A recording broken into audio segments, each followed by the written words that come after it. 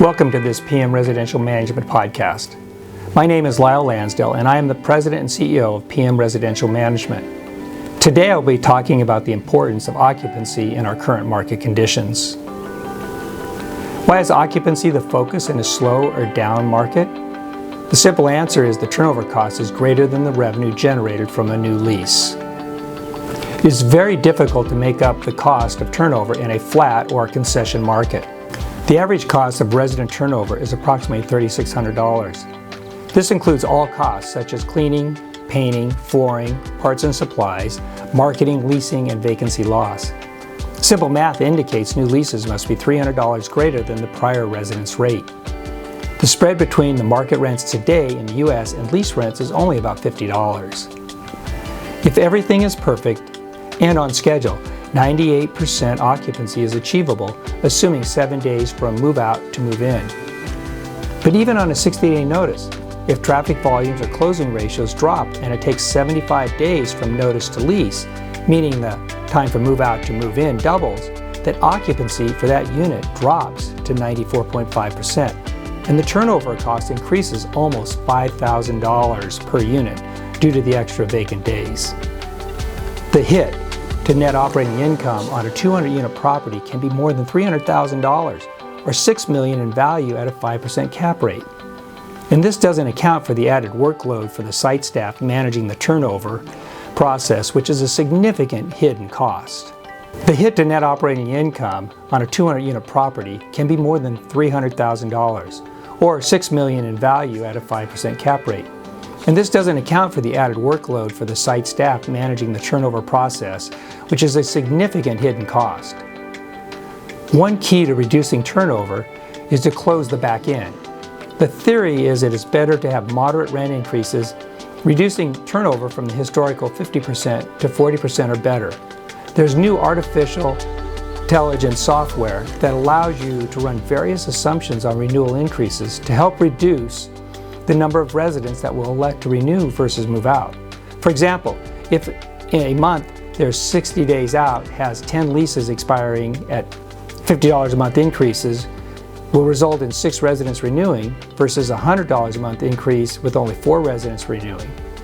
The AI software in combination with revenue optimizing software will ultimately, in 12 to 18 months, smooth out the lease expiration curve. The optimum is a bell curve with more leases expiring from May to August. An example is shown here on the screen that reflects almost 50% of the leases expiring in May to August. The impact of delinquencies is on the rise. The average credit card payment has increased in the last year by $500 to $800 due to increasing interest rates. As such, the historical delinquency rates are climbing from 2% to 4%. This needs to be considered as part of the moderate renewal increases. Qualification guidelines for new leases should be reviewed as well. The average renter is now paying more than 35% of their income on rent. Many companies use 2.5 times or 3 times gross income qualifications. If a property's delinquencies are rising, the income qualification guidelines should be reviewed in relationship to the property's rental rates. The key variables to leasing vacant units are qualified traffic cost, and closing ratio. While other factors such as qualification guidelines and traffic costs per lease can impact closing ratios, generating qualified traffic is the most important.